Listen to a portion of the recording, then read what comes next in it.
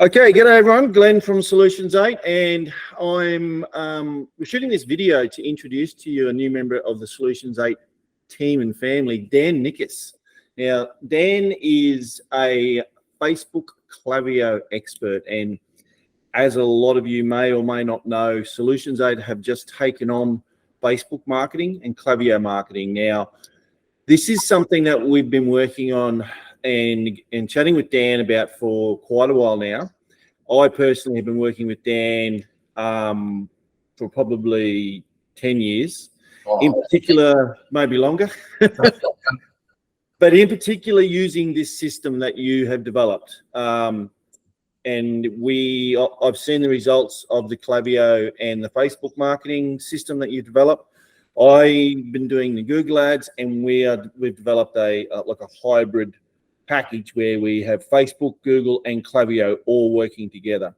Now, what we wanted to do was, first of all, introduce Dan, because Dan's going to be managing all the Facebook and Klaviyo campaigns and working with the Solutions 8 Google Ads experts.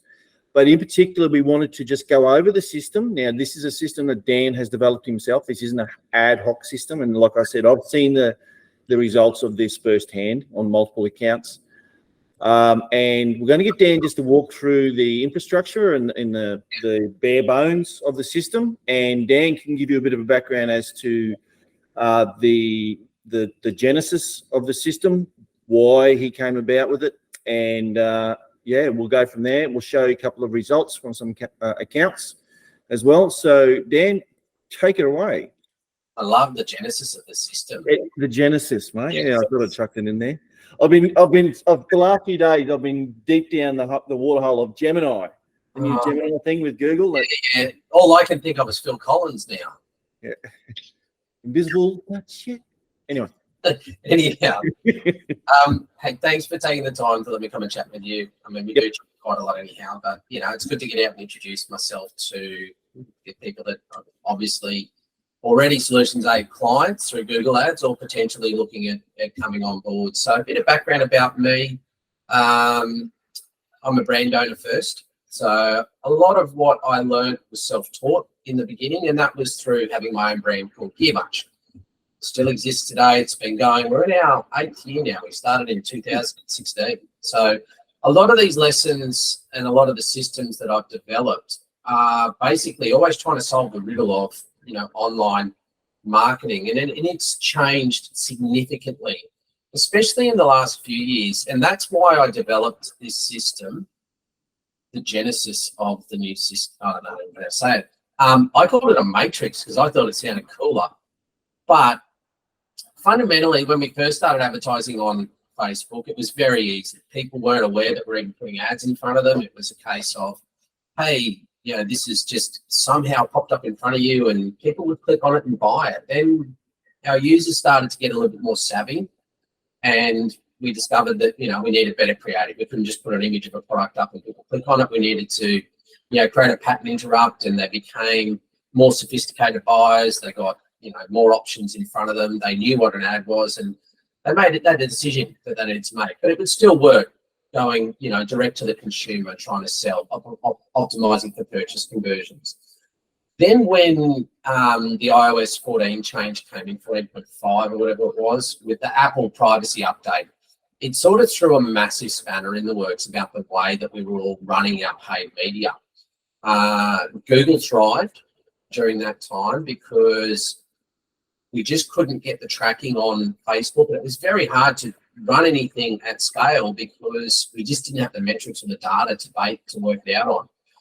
And what we found is during that time, there's been a bit of a shift in the way users are using social media, and also the way marketers are marketing on social media. So that's why I developed this system. I saw during that time that Google was picking up significantly. It was doing a lot of the heavy lifting. It still owned a lot of the data, and it was passing that information through.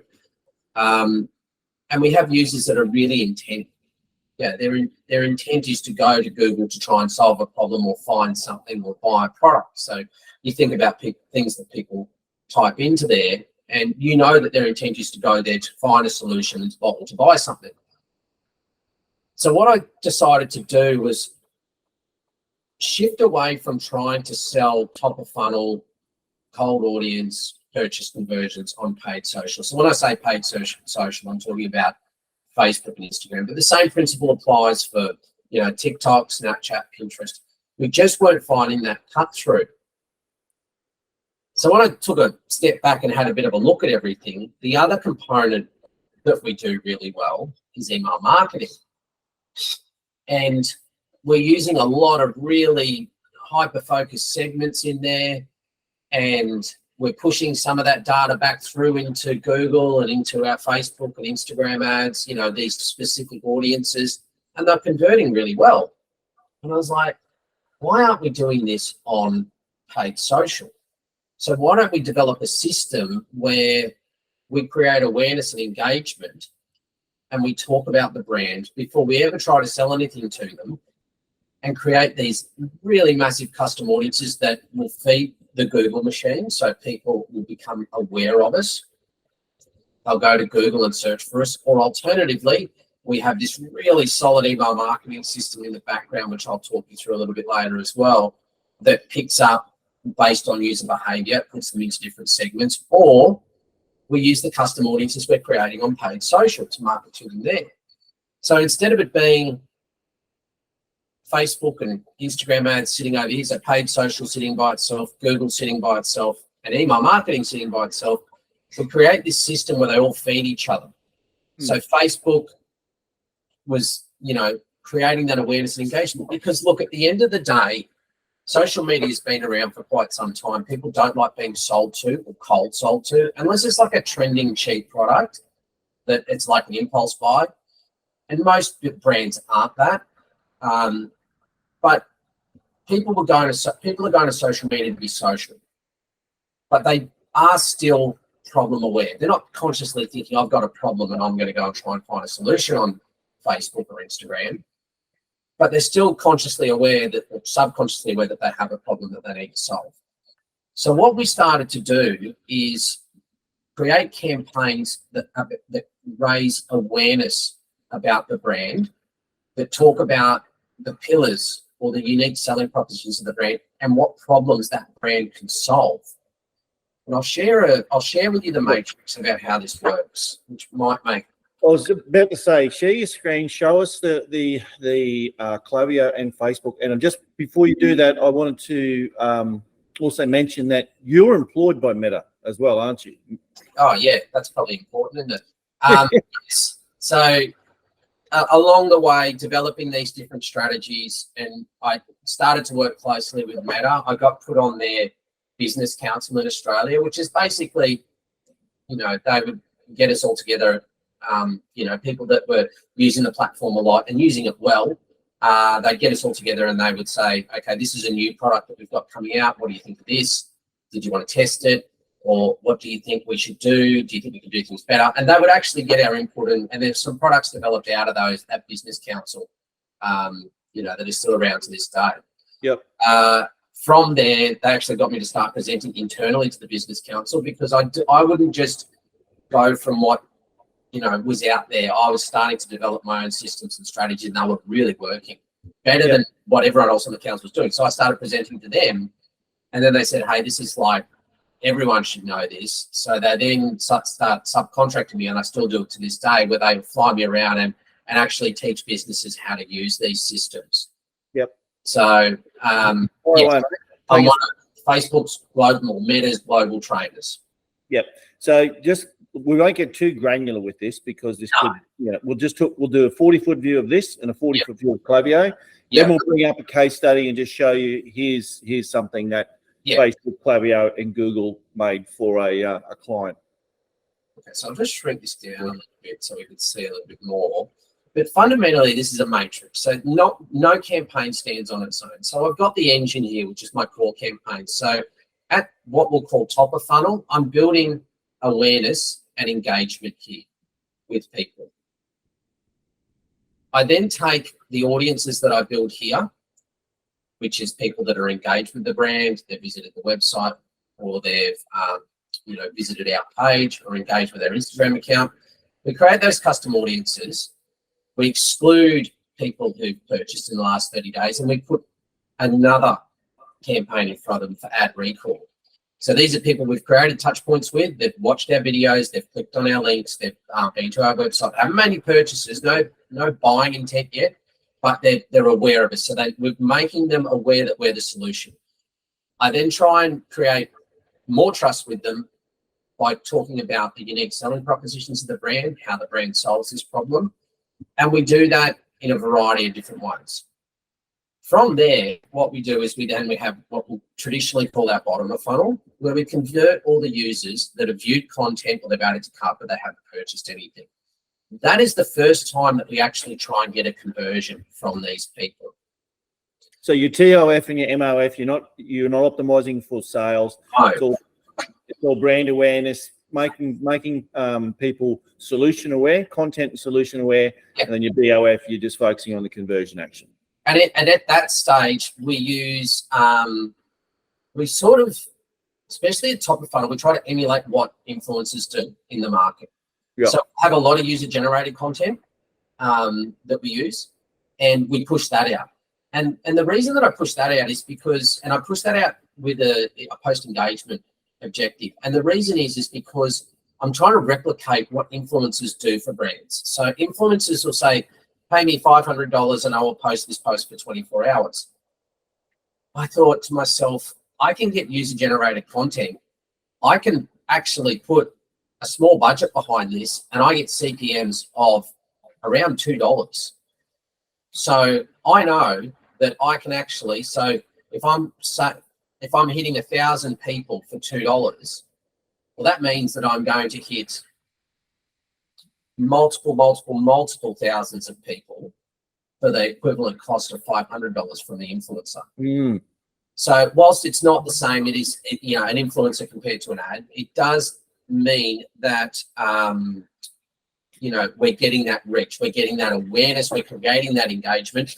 And the advantage of us doing it is that we can create those custom audiences on the back end. Not a lot of people, not a lot of influencers will give you access to the custom audiences and let you remarket to them. Yep.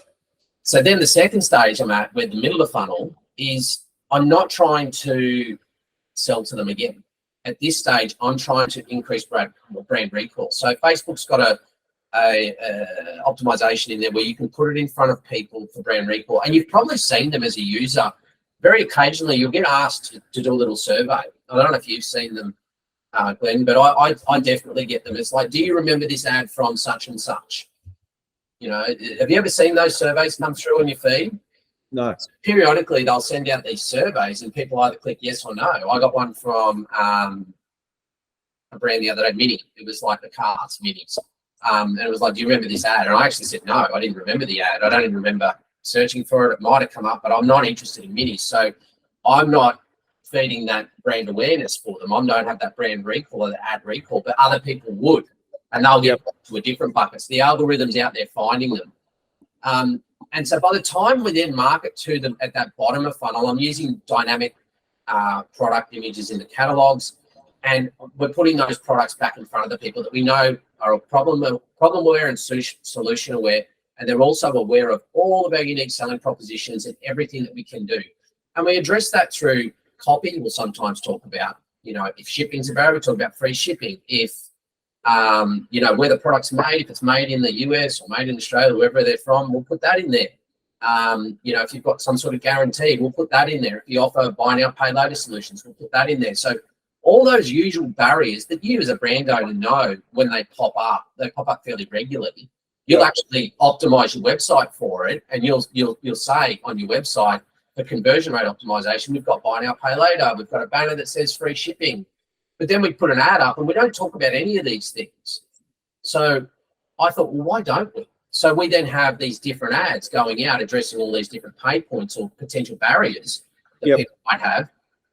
And we overcome those before they become an issue. And then when we put them in this bottom of funnel, or traditional bottom of funnel, we find that a lot of the barriers that already existed are gone because we've already spoken to them at top of funnel. They don't qualify for the middle of funnel unless they've engaged with us. It's not luck that they see those middle of funnel ads, and they're not getting the bottom of funnel ads unless they've gone through the top and the middle.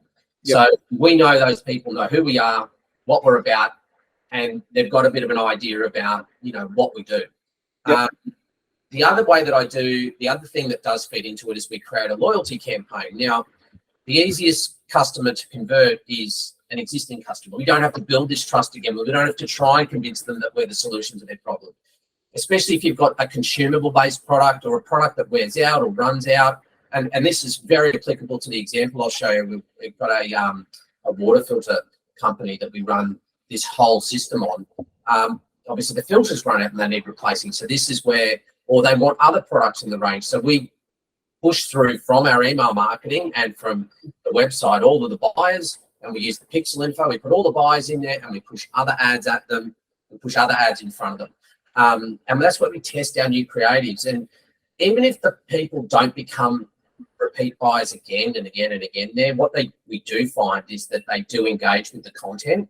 And when they engage with the content, it's usually positive.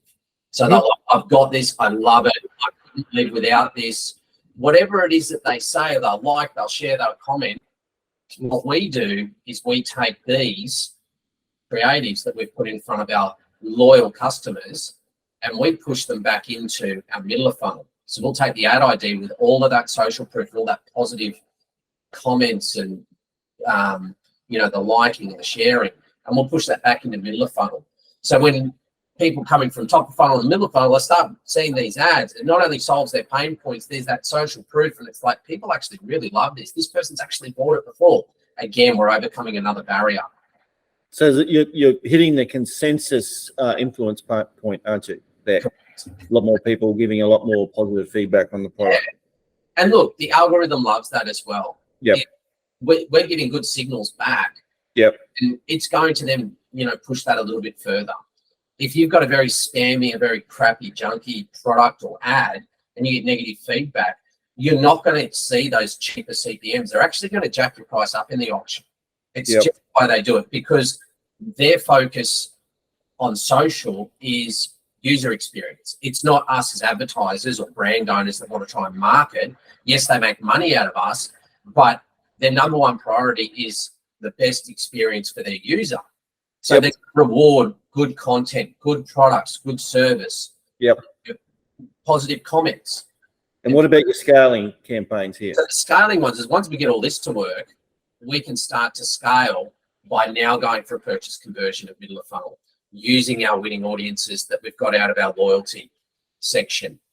And then there's also another way that we try and convert that using Advantage Plus. So that's very similar to PMAX in Google Ads. It's a coverall that comes in. We use a dynamic creative there, and we do some special things by putting frames and logos in them that a lot of other people do as well. So this whole thing just keeps feeding itself. Top of funnel feeds middle of funnel. Loyalty creatives feed middle of funnel. Bottom of funnel is fed by middle of funnel. The warm middle of funnel here, you get the idea. It's just all interweaving with itself. And guess what happens when you do this? You build top of funnel, middle of funnel audiences. They come to your website. They're going to fill in your lead forms or your sign up forms or your pop-ups when they come to the website. What they're also going to do, and we can see this using tools like Northbeam, and we can see this customer journey, is that they'll engage with us at top of funnel, middle funnel. Then they will go and do an organic search on the brand in Google Ads, or they'll get picked up in a brand campaign, or they'll get picked up in PMAX with the remarketing that's going on there. Or direct is direct, yeah. They're typing directly into the URL. But what the point I'm making is that we see a lift in everything. We see more subscribers coming through Klaviyo, and we see a lift in the spend and return on Google because the audiences are getting bigger. There's more people aware of the brand, aware of the products, aware of the solution. So they keep feeding in. And how does Klaviyo fit into all this? So Klaviyo, we almost take... We'll specify it's whilst it's email, it's specifically Klaviyo, isn't it? It is. Yeah, 100% it is, because it integrates the best with eCommerce. Yep. It's phenomenal. Not so much for service-based industries, things like that, but for eCommerce, we won't use anything else. Yep. So we create a special system that in part replicates this matrix here. So we've got 7 flows that we have, and this is the journey we take people through. So initially, we'll have a flow. These are automated, and we set all these up for brands. Leads retarget. So this is people who've opted into our sign-up form, our pop-up, but they're not customers yet. So we want to take them through a journey very similar to the top of funnel journey that we have on our Facebook and Instagram strategy. If they then on the website go and look at something on there, we'll call them warmer audiences who create and ban and browse. So they're like window shoppers. Again, they're in a different segment, moving more towards our middle of funnel strategy.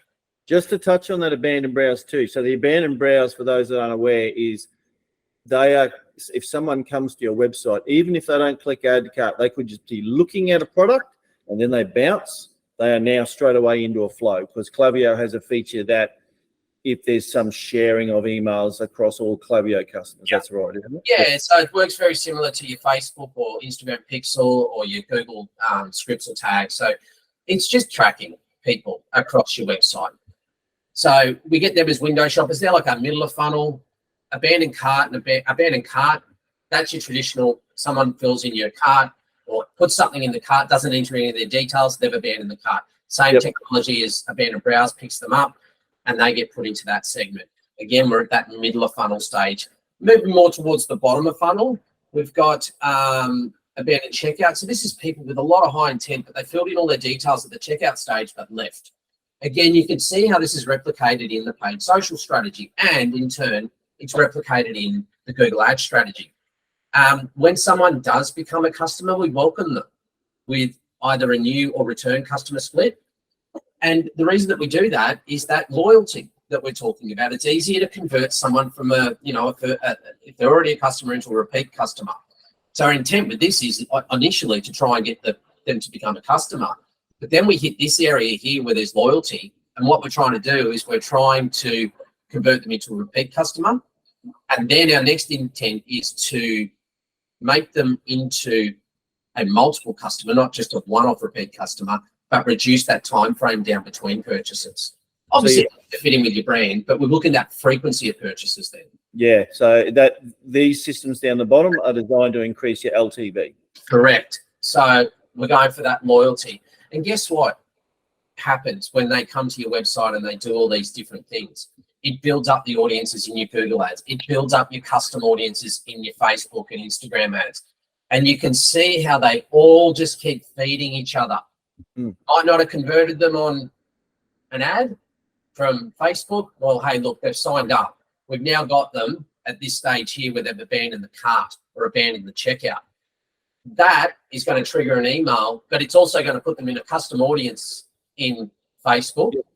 And it's also going to put them into an audience in Google because all the different scripts are firing. Yep. So then we've got cross-sells, upsells. This is where our repeat customers, we're looking at our normal add-ons that we have. Again, has to be something appropriate for your brand, but most brands do have something we can cross-sell or upsell to. Winbacks, so this is, we try and also re-engage with customers that become disengaged with us. So at some stage they were a customer, they haven't purchased from us for a while, they're not engaged with us, so we try and incentivize them to come back. So that whole system then feeds into what we're trying to do everywhere else. And we'll talk about that. There's also campaigns that go on top of that. So this is your business as usual. This is always running in the background. They're always optimized and updated, and they contain a lot of content. But then there's still your normal campaigns, of which we send between 2 to 4 campaigns out a week for brands, depending on what they want, how big their list is, how active they've been in the past, those sorts of things. Yeah. And I'll just show you some, just to show you this works. This is for 6 months. The last 6 months, we've been running this exact strategy on a brand. I won't say the brand's name, but we've been running this exact strategy on a brand where we do their paid social, so their Facebook and Instagram ads. We've got their Google ads, and we've also got their Klaviyo. And this whole system just works up. So they've doubled their revenue in the last 2 years working with us, and this system in the last 6 months has really ramped it up. So this is their real-time ad account. So you've got 1st of August 2023 to the 5th of February 2024. So we're going 6 months worth of data. This is only things that have had delivery during that time. And we've got spend of a bit over $500,000. So the system's working well at a ROAS of 5.54. purchase conversion value sits at 3.1 million. So not bad. Conversion rate 6.31 for that. And you can see here, I'll click through and I'll show you. These are in Australian dollars, so they do come down a little bit more. We look at that top of funnel, and this is for two regions, it's Australia and New Zealand. So I'll just show you the Australian Klaviyo in a minute, but that's why you'll see AU and New Zealand in here. But you look at this here, we're looking at CPMs of $5.11 there at top of funnel. Top of funnel down here, $4.44. Middle of funnel, where we're building that brand awareness, $9.40 is the CPM. And the crazy thing is we made conversions at a ROAS of 4.4 on the middle of funnel. There is no intent to get purchases there. This is purely just brand awareness, ad recall lift. So, but it converts still because we're talking to them. We're saying the right things. You can see the cold brand one, it's got a really low conversion rate. That's just because we're creating awareness there, engagement. We then move through a little bit further, and this one's been scaled out, obviously. The middle of funnel purchase one that we're talking about, which is this one here, the wall middle of funnel scaling campaign. It operates at 7.11 ROAS, so 15,000 spent for nearly 112,000 return. If we then look at the other scaling one, so the bottom of funnel here, which is the traditional bottom of funnel that we're talking about here, it operates at 15.81 return. Again, 17,000 in, 272,000 out. People are saying, well, why don't you scale that harder? We need to be mindful of frequency. We don't want to annoy people if those audiences need to be big enough. And these are the other extra scaling options that we had here, that we talk about here when it's working with the Advantage Plus. And they're operating at 5.69 and 4.95. And that's a mixture of top and bottom of funnel there, top, middle, and bottom of funnel. Our loyalty one, where we come in and we test all the different creatives that we push into the middle of funnel, they're operating at 13.5. So these are real figures. This is 6 months. This isn't like we've had a good run for 2 weeks and we're going to go and tell you, hey, this is amazing. Like this is legitimate. This is 6 months of consistency. This is, yes, there was Black Friday in the middle of that, but there was also, you know, your January, we traditionally have a bit of a downturn, or there was the middle, you know, we're back as far as August. So yes, this is all the quarter three and all the quarter four. If we look at the Google ads, again, it's a slightly lower spend, but we've spent about 200,000 in here, and it's brought in over 900,000 at a ROAS of 4.54. So again, excellent ROAS. You can see brand is doing really well here. As you'd expect with this creating all this awareness and engagement, people are then coming and looking for the brand. It operates at that 13, nearly 14 ROAS. Your cold top of funnel does well, PMAX does well. But I won't go into the some of the background of some of these products about why they have done well, but you get the idea. It's actually fantastic. And the other that's even with some of his best sellers being out of stock quite regularly. That's probably what I was getting at, is that, yeah, it did have some best sellers out of stock. Yeah. So I've got. And what about Klaviyo? So Klaviyo, if we look up here, last 6 months, so you can see here we've got 1st of August 2023 till the 28th of January. This is just one of the regions. There is the other region as well, which is why you'll notice there's a discrepancy between, there was 3.1 million in here on Ads Manager and purchase conversion. Here it's 2.2. The other brand makes up the other region makes up the remainder of that. It's a different Klaviyo account. It's a different website. But fundamentally, our systems have brought in 31.15% of their revenue. And that's another metric I just wanted to bring up too. When you're doing an audit of an account, you are basically saying email should be bringing in around 30% of your total revenue, shouldn't it? Yeah, and so I'll say 20 to 40%. Yep. And that sort of gives me, good leeway. Yep. Some brands operate in that mid-20s. Yep. Which is still better than where they were when we take over. Some operate up as high as 50. Our average is 30. Yep. But we're dealing with like a broad range of different brands and products and, you know, systems and strategies they've got. But consistently, when we have paid social working with Facebook and Instagram, we've got the Google ads being run properly, and we've got our system set up in here, 30% is what we see. When we see a little bit of drops off in there, it's usually because we're not in control of one of those levers. So we're not sure, whilst we know they're doing a reasonable job at it, whether they're doing it internally themselves or whether they've got another agency doing it.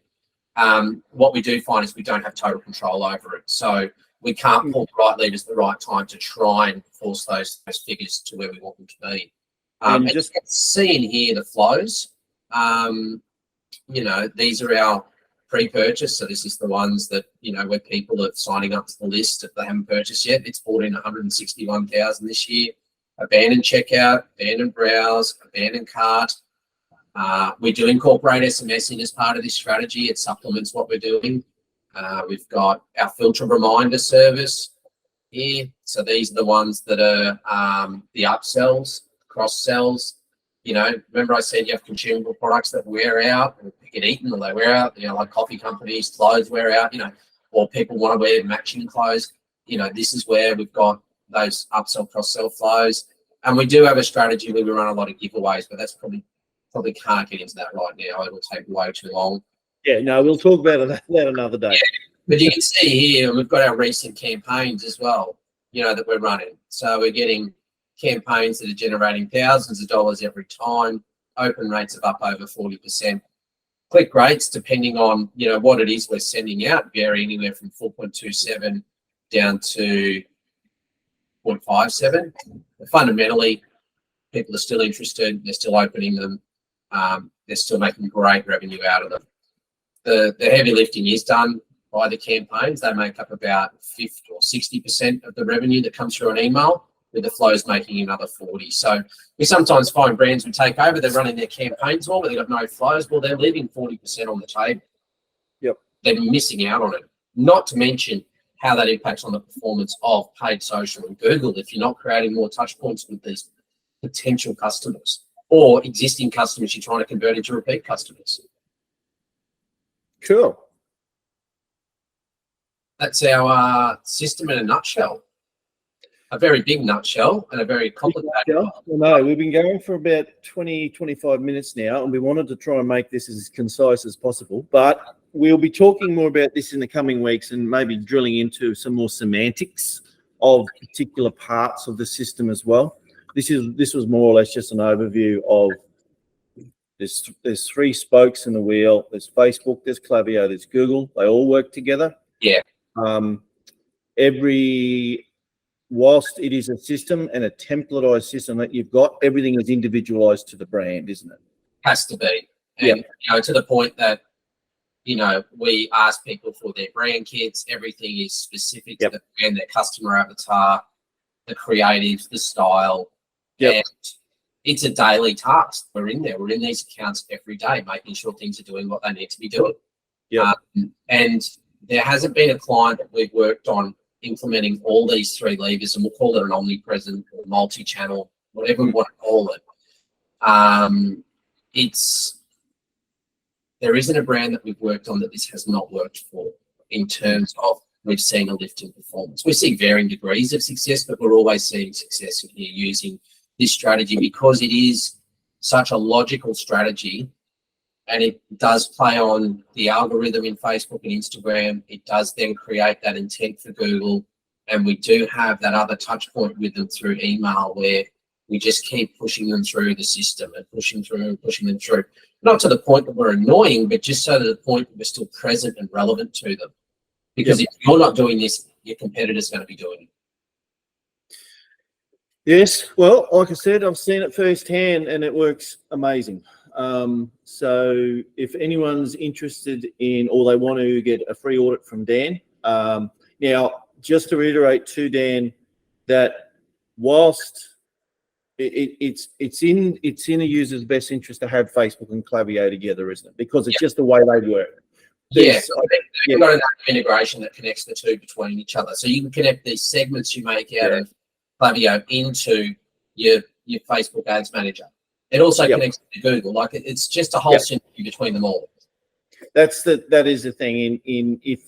One of the things we also do is inside Google Ads is creating custom match lists. And if you don't have a third-party tool that creates that, and because we like to have it synchronized in real time, we can just drag it directly from Klaviyo. That is a great feature, I have to admit. So awesome, mate. That's great. Thanks for sharing all that with us. We'll drill into some more details in our next catch up.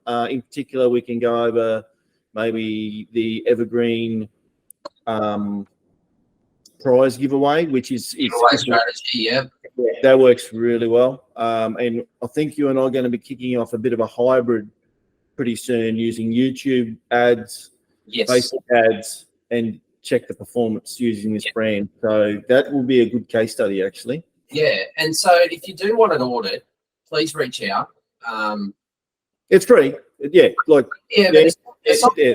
it's an audit of both your paid social account. I'm assuming Google will be offering as well, so they can have a look at that. Yeah. Also Klaviyo, and look, if you're doing things well, we'll tell you you're doing things well. There's no harm in having someone look at it. You could be missing out on, you could be doing better. So, you know, an audit isn't like a precursor to you have to, you know, use us now. It could just be that, you know, someone, a fresh set of eyes looking at it going, hey, yeah, you are on the right track, or you could be doing this better, or hang on, you're missing out on a lot here. And that's normally the one we find, is that people just don't know what they don't know. And then when we have a look at it, I'm like, you guys could be doing so much better. And they're like, really? And I'm like, yeah. And the great thing is that these custom audiences we make and your email list that you've got, that's your data. You own it, you know, so you can use it how you want. And, you know, you might as well, you're paying to have these leads, you're paying to get the traffic to your website. You might as well, you know, squeeze as much juice out of it as you can. Awesome, mate. Thank you for your time. Great chatting with you as usual. Till next time. Until next time. Till next time. Right. TTFN. See ya.